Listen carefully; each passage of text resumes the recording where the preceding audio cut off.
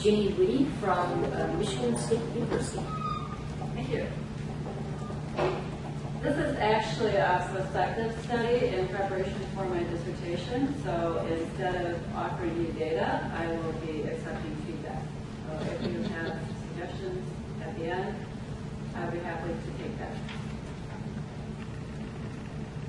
I am interested in ADHD in children and their motor skills and their cognitive functioning. So I've worked with young children with ADHD in classrooms over the years and watched them struggle with their peers and in their classrooms and their families, and have continually tried to find ways to help them to adjust to the classroom, to function better in the classroom, and to improve their just basically their life skills. In the early ages, many children are not on medication yet, and currently medication or behavioral opportunity is the way that we intervene with young children. But what I was wondering is if movement, motor skills can also help improve their behaviors and their outcomes. So ADHD is currently characterized by behavioral characteristics of inattention and hyperactivity and impulsivity. And approximately 3 to 9% of children nationwide are diagnosed with ADHD. It's larger in some areas, such as metropolitan areas. And it has actually been on an increase. So we've seen about a 3% increase yearly in the last decade. And interestingly, about 30 to 50% of the children also have motor problems. So this is not used as part of their diagnosis in the DSM, but it is a problem with these children. When we look at the motor problems with children with ADHD, we see that they have gross motor problems. So often they're seen as clumsy or uncoordinated. And in the classroom, this may look like children who are standing in line who may trip and who may fall, trouble getting dressed, trouble playing activities or sports or climbing up the ladders and things like that. We see that they have fine motor skills. So sometimes this is not brought to the attention of parents until they do enter school, and they have trouble with writing or cutting, pasting, doing activities with their hands or fine motor activities. Buttoning and dressing, you'll see sometimes they're messy or they look sloppy. Oftentimes in the early years, children have to create projects in the classroom, and the teachers often hang them up. And children are very sensitive to their work, and they're very aware that they're... I just had a quick question. Do you exclude children with just AD? I'm going to have children with ADHD and not have control. So So children with just AD are not part of this, is that right? Right. I didn't quite understand your question. Okay. Yes.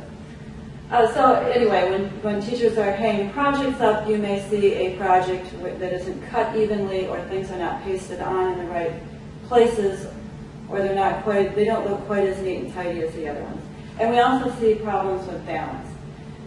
And the implications of these problems are that children are less physically active. So research shows us that they are not as active as their peers. They have lower fitness levels, and both of these factors play into their health outcomes later in life. They tend to have social problems with their peers, and we know that being physically active and participating in sports facilitates social development. We see decreased academic performance, and we know that when we're in school, our fine motor skills are very important for academics, being able to write and to keep up. And then we see cognitive deficits, which we'll talk about in a minute, and we also see increase in injuries in these children. And there are many other factors, but these are some of the most important ones. And then I am focusing mostly on a behavioral study here, so I'm looking at their motor outcomes and their executive function outcomes. So these are a group of skills that are needed for goal-directed behaviors, and often classified by inhibition and working memory and cognitive flexibility. And when we have goal-directed behaviors, or when we have something we want to do, such as ride a bike, we have to inhibit some thoughts, or we have to inhibit some actions so that we can focus on the thoughts or actions that we need to for that particular activity. We also have to hold things in mind. So I ideas or thoughts or things from the past and move those ideas around so that we can plan. And then we have to have cognitive flexibility, so we have to be able to adapt to changes in the environment. So if a child is riding a bike and all of a sudden somebody runs out, they can't continue to go forward with the bike. They have to make adjustments in their motor activity and their thoughts and come up with another choice. The research is showing that there is a link between inhibition and complex motor skills. So I want to investigate that a little bit further and see what that is about. And research is showing that inhibition is upstream of motor control. So in reading that, the idea came to me that if we can help improve inhibitory control in children, can we possibly improve their motor performance? And recently, research is coming out on both acute and chronic exercise, and I'm going to look at acute exercise. And research has shown that if we put children through 20 or 30 minutes of acute physical activity, that their cognitive skills improve. So specifically, research mentions inhibitory control and attention. So I wanted to take all of that and the information on the benefits of acute physical activity and to see if we take children with ADHD and we put them through 20 minutes of acute physical activity, can we improve their motor performance? So we already know that with this acute activity we can improve their inhibitory control. Will that transfer to improved motor performance? So I have two hypotheses here that I would like to explore with the research. And one is to put these children through 20 minutes of aerobic activity prior to performing their motor skills, their gross motor and their fine motor. And the hypothesis is that they will significantly improve their motor performance. And the second hypothesis is that we will do the same thing and that their executive functions will significantly improve as well.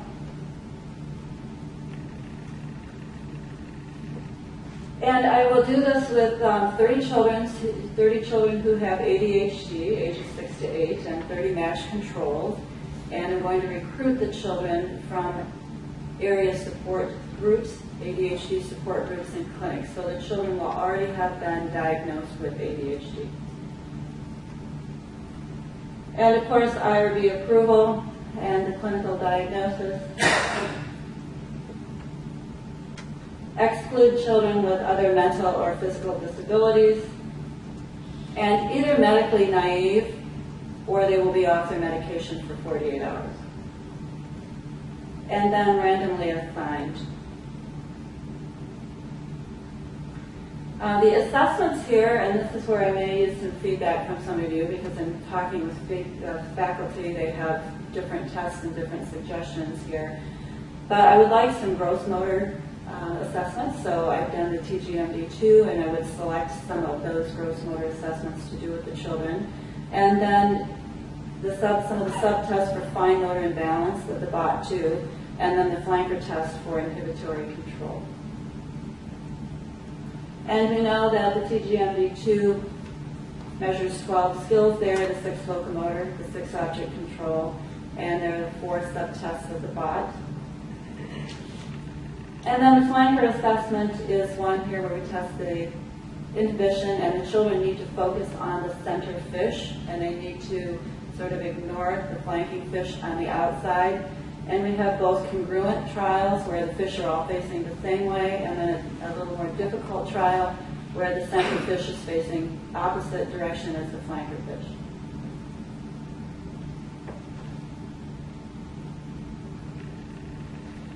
And the study design here, I would have 2 groups. So I have an ADHD group and I have a group of typically developing children. And then the 2 conditions, so acute exercise and then a sedentary group where they're just doing quiet reading. And then the outcomes I'm going to look at are their motor performance scores and their executive function. The children will come in 3 visits. So the first visit, we're going to collect demographic data, survey information, health information, get their height, their weight, do their pre-tests, and then acclimate them to the treadmill treadmill is what we're thinking of using for the acute activity. And then on the second and third visit, they'll be counterbalanced so that the outcomes are not based on the order of the test, the activity that they participate in. So the second visit, half of the participants will first do exercise and then take the post-test, while the other half will do the quiet activity and then take their post-test. And then on the third visit, those groups will be reversed. For the analysis, we're looking at doing repeated measures ANOVA. And then lastly, the significance of the study. First, there is not a lot of literature on improving motor skills of children with ADHD and how we might do that. So it can help fill in the gaps or extend research or even increase interest or other research in that same area, and then possibly offer some other types of interventions that we can do with young children in addition to medication or before they start medication to help improve their behaviors and their motor skills. So I thank you for listening, and if you have any input or thoughts or suggestions or questions. I have several thoughts. We've done some work like this when we studied sequence learning. But I'm going to back up before I do that, and I'm just going to say, what's your motivation for how exercise would affect ADHD in an acute bout like this? In other words, are you thinking it's having some kind of calming effect or a neurotropic effect or a vascularization effect? I mean, what's the sort of underlying reason? Well, the acute exercise has been shown to improve inhibition. Okay. So if we can, inhibition is been shown in research to be a line of motor control. Okay. So the thought is if you can improve that, we possibly improve the motor performance of motor control. Okay. So we don't know. Okay, so that's all right. So then why the TGMD? Because these are fundamental patterns of coordination. What makes you think that one bout of exercise, whatever it might be, would actually have a profound effect or a move someone from one level of being able to skip to the next level or whatever it is?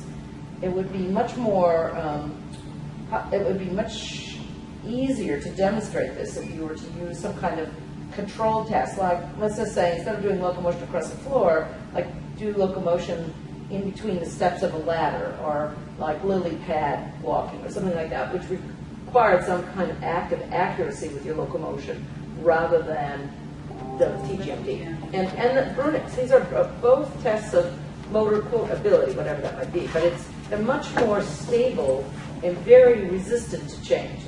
So that's my second point.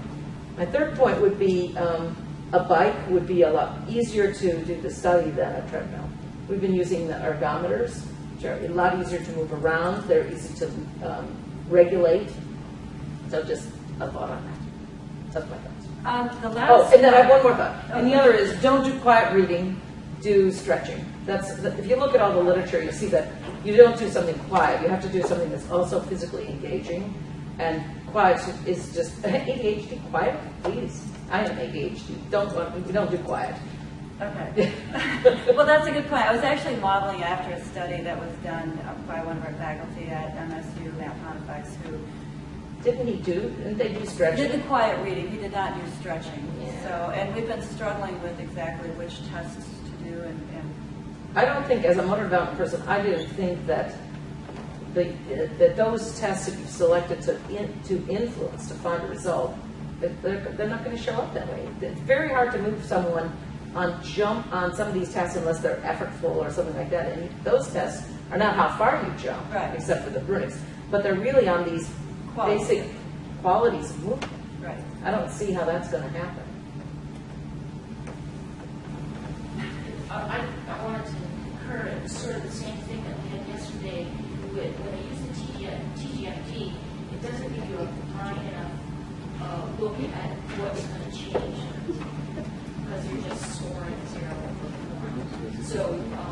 So you probably won't see a change in the score, even if you see a change in behavior. So using motion analysis and some other So like a I don't know, coordination tasks, but something like that would give you a better look at if the exercise about actually help improve performance. Well, that's where we actually struggled, and the same thing came up with the bot too, because they were feeling like it wasn't specific enough by age to actually be able to detect the difference. So I was looking for some options for more assessment. Yeah. The other thing that you're going to need to look out for is, and I think it's the point that you brought up, with ADHD, you have inattentive, you have subtype, you have hyperactive subtype, and then you have mixed. And I'm going to just have a guess at this, that with the children who are strictly hyperactive and impulsive, they generally don't have as many motor issues as those who are inattentive on their own, as subtypes. So you want to be careful not to mix and match, and what you might want to do is, as you go through your population, screen for motor issues so that you're getting the kids with motor issues. Because if you don't do that, then you're going to find that if they're already at the top of the scale on the TGMD, it's not going to do anything, or whatever your measure is. Right. So get the kids who actually have that comorbid motor problem, and then focus on exercise. And my guess is that you're wrong, that those would be the ones with the inattentive subtype or the mixed subtype combined. So I have two questions. One is related to this issue, and that is in medical research, it would not fly to simply say we took people who have this diagnosis because someone else made the diagnosis. You would be required to list what the criteria were and make some effort to ascertain that they did meet these criteria, not that somebody had an opinion that they had ADHD. And I don't know if that's the case in this field. I know nothing at all about this field, but We wouldn't be able to just take their word for it. Well, no, you have inclusionary and exclusionary criteria. pardon me? You always have exclusionary and inclusionary criteria as assessed by various measures, so. We wouldn't just take their word for it. You don't just take it. Okay. And the second thing is what makes you're carrying out an acute manipulation, and a lot of people might intuit that this is a cumulative effect, and that you're much more likely to see a desired effect if you did, a series of treatments rather than a single treatment. That with a single treatment, you're going to need a very large population to see the differences. I don't know if it's true or not. Maybe there's an acute effect of exercise, but have you considered that maybe you need a series? We've looked at chronic and acute, and the study that was done at MSU was done with 30 children with acute. So we've seen changes in inhibition of 30 children. So the question is, we don't know if that will show up with motor response or not.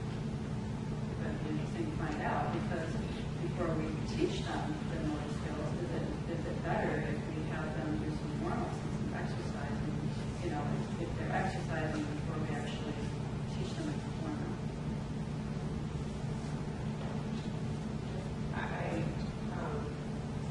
I appreciate your perspectives and your courage for presenting an idea. And I think what Dr. Clark had to say are some very valid points. And I think to reiterate what Dr. said, I do a lot of autism research, and with these spectrum type disorders, it's very, very important to help make meaning of the results. So you